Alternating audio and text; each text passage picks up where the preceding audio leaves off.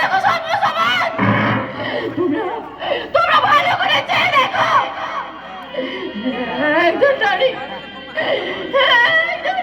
কেমন করে তার নারীত্ব শয়তানে বাজারে নিলাম হয়ে গেল, কেমন করে এক আদর্শ শিক্ষকে তার মেয়ের ইজ্জত বাঁচাতে এসে প্রাণ দিতে হলো।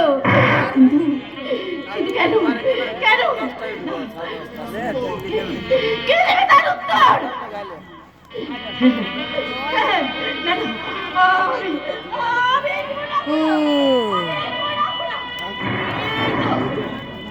আমি আমি নিজেকে শেষ করে দেবো, আমি কলঙ্কিত জীবনে বেঁচে থাকতে চাই না, আমি নিজেকে শেষ করে দেবো।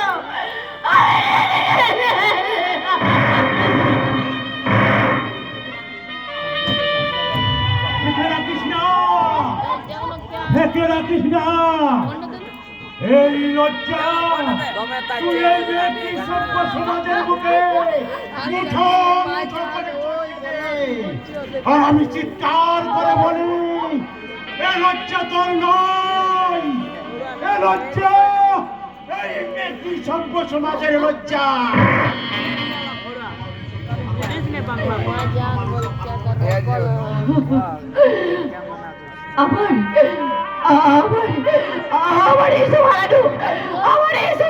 চোখের জল, এই চোখের জল তুই নিজের আচরণ ভিজিয়ে এই উলঙ্গ সমাজের কোনায় কোনায় বিন্দু বিন্দু করে ছিটিয়ে দেয়।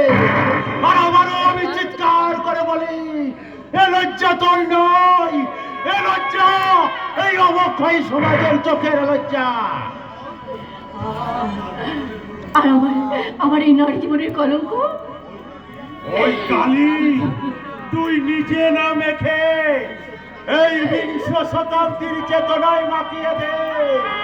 আর আমি মোর মা হত বেদনাদায়ক করুণ কণ্ঠে বলি, এ কলঙ্ক তোর নয়, এ কলঙ্ক এই কুন্দ পচা সমাজের কলঙ্ক।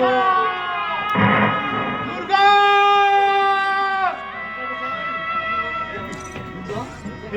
কি মাস্টার মশাই, চিৎকার করো না, ঘুম ভেঙে যাবে। মানুষটা ক্লান্ত হয়ে মাটি মায়ের কোলে ঘুমিয়ে পড়েছে। কি বলছেন? ওর ঘুম ভাঙিয়ে দিও না। কি বলছেন বিবেকদা?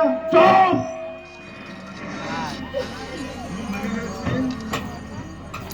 ঘুম ভেঙে গেলে সীতার মেয়ের ধর্ষিতা রূপ সহ্য করতে পারবে না। কি বললেন? হ্যাঁ আমাদের মাস্টার মশাই, হ্যাঁ আমার দুর্গা। দুর্গা, তুমি চুপ করে কেন? কথা বলো, কথা বলো দুর্গা। আমি যে অপবিত্র হয়ে গেছি তোর বইদা, আমার এই দেহের পবিত্রতা, আমার দেহের এই সুচিতা ওই শয়তান জয়ন্ত নারী সব শেষ করে দিয়েছে। দুর্গা না, তুমি গঙ্গা জলের মতো পবিত্র, তুলসী পাতার মতো শুদ্ধ, তুমি জোৎস্না ধারার মতো নির্মল। না না না, আমার কথা তুমি বলো না, আমার কথা তুমি বলো না। ওরা যে লালসার করা দিয়ে আমার এই দেহটাকে কেটে টুকরো টুকরো করে দিয়েছে, টুকরো টুকরো। গঙ্গার বুকে কত তো নোংরাই বয়ে যায়, হে গঙ্গা কি তাকে অপবিত্র হয়? তুমি আমায় করুণা করছো তন্ময়দা? করুণা নয়, বাস্তব সত্য, এর এই নাম মনুষ্যত্ব। তন্ময়দা, এই জগৎ সংসার যদি তোমায় মেনে না নেয়, এই স্বামী সংসার ত্যাগ করে আমি তোমার হাত ধরে ওই নরকে যাব।